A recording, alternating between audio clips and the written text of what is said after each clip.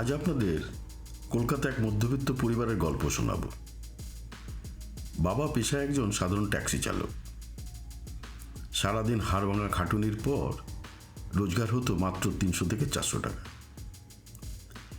এই সামান্য রোজগারে চলত তাদের 3 জনের সংসার, আর কলকাতার এক কোনায় ছোট্ট একটা ভাড়া বাড়ির খরচ। সময় কারোর জন্য থেমে থাকে না। দিন গড়িয়ে যায়, দিন বদলে যায়।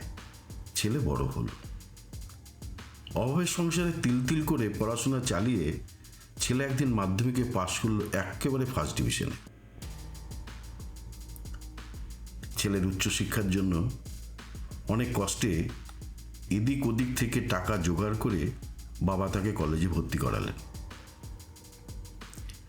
ছেলেও বাবার সেই কষ্টের মর্যাদা দিতে জানত। কলেজেও সে অভাবনীয় নম্বর নিয়ে পাশ করল। বাবার সেই দিন রাত এক করা পরিশ্রম আর ট্যাক্সির চাকার ঘূর্ণি একদিন এক মিরাকেল জাদুর জন্ম দিল। সেই ট্যাক্সি চালকের ছেলে পড়াশোনা শেষ করে দেশের এক মস্ত বড় বৈজ্ঞানিক হলো। ব্যাঙ্গালোরে হলো তার পোস্টিং। প্রথম মাসেই মাইনে 1 লক্ষ টাকা। চাকরি পেয়েই ছেলে বাবাকে জড়িয়ে ধরে বলল, বাবা, এবার তুমি খাটুনি বন্ধ করো, ট্যাক্সি চালানো ছেড়ে দাও, এবার আমি সব দেখব। বাবা ছেলের মাথায় হাত রেখে মৃদু হেসে বললেন, না রে সোনা, আমি ট্যাক্সি চালানো ছাড়বো না। এই হলুদ ট্যাক্সিটা আমার পেশা, এটা আমার আসল পরিচিতি।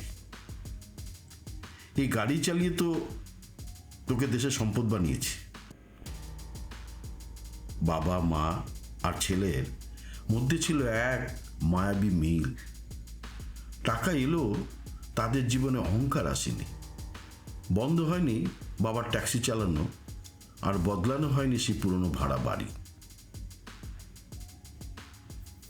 এরই মধ্যে ব্যাঙ্গালোর এক বড়লোকের মেয়ের প্রেমের প্রস্তাব এলো ছেলেটির কাছে।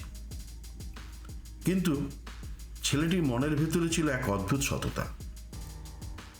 সে মেয়েটিকে একদিন স্পষ্ট করে বলল, দেখো, আমার বাবা একজন সাধারণ ট্যাক্সি চালক, আর আমরা আজও কলকাতায় ভাড়া বাড়িতে থাকি। সুতরাং তোমার আভিজাত্যের সাথে আমার প্রেম ভালোবাসা হয়তো মিলবে না। মেয়েটি আধুনিক যুগের মেয়ে। সে এসে উড়িয়ে দিল। ভাবল ছেলেটি হয়তো মজা করছে। সে কিছুতেই এই সত্যটাকে বিশ্বাস করতে চাইল না।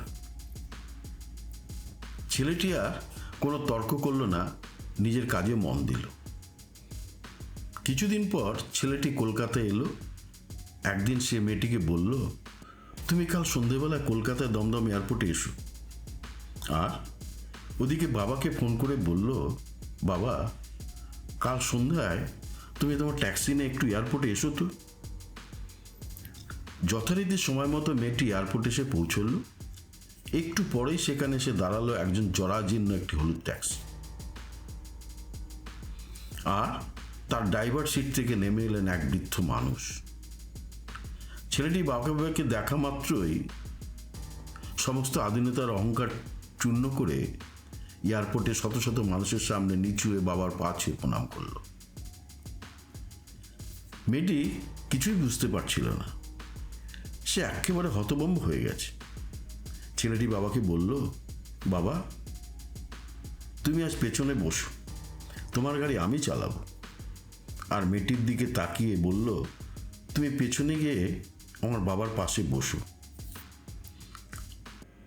হতভম্ব মেয়েটিকে নিয়ে সেই বৈজ্ঞানিক ছেলে নিজের ট্যাক্সি চালিয়ে সোজা এসে পৌঁছলেন কলকাতার সেই পুরনো গলির ভাড়া বাড়ির সামনে। মেয়েটিকে ভেতরে নিয়ে গিয়ে ছেলেটি দেখালো, এই দেখো, এটা আমাদের ভাড়া বাড়ি।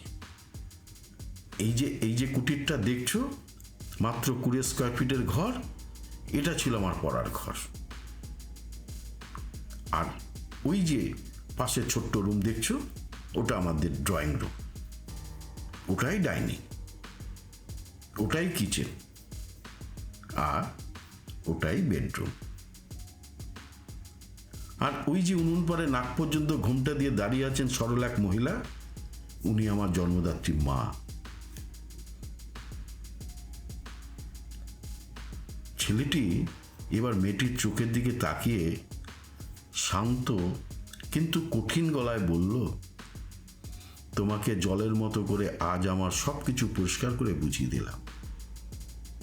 আমার ঘর, আমার বাড়ি, আমার বাবা মায়ের এই অতি সাধারণ জীবন আর এই ট্যাক্সি, এটাই আমার আসল সত্যি। আমার আজকের এই 1,00,000 টাকা চাকরি দেখলেই হবে না। আমার এই সাফল্যের পেছনে আমার বাবা মায়ের প্রতিটা মুহূর্ত এক এক ফোঁটা রক্ত লুকিয়ে রয়েছে। যদি এই সত্যিটাকে আপন করতে না পারো, তবে তোমার সাথে তো আমার প্রেম ভালোবাসা না কোনোদিনই হতে পারে না। বড়লোকের সেই মেয়েটি কিছুক্ষণের জন্য একেবারে স্তব্ধ হয়ে গেল। তার চোখ মুখ দিয়ে টপ টপ করে ঘাম ঝরতে লাগলো। নিজের আভিজাত্যের অহংকার যে কতখানি সস্তা তা সে আজ ওই 20 স্কয়ার ফিটের ঘরে দাঁড়িয়ে বুঝতে পারল। সে নিস্তব্ধ হয়ে চুপ করে রইল, কোনো কথা তার মুখ দিয়ে সরল না। তার বেশ কিছুক্ষণ পর যে যা সত্যিকে সাথে নিয়ে প্লেনে উড়ে চলে গেল তাদের নিজস্ব গন্তব্যে। কিন্তু মেয়েটি ভুলতে পারল না সেই ট্যাক্সির চাকা আর এক বৈজ্ঞানিকের সততা। আজ আসি, সবাই ভালো থাকবেন, দেখা হবে পরের গল্পে। নমস্কার।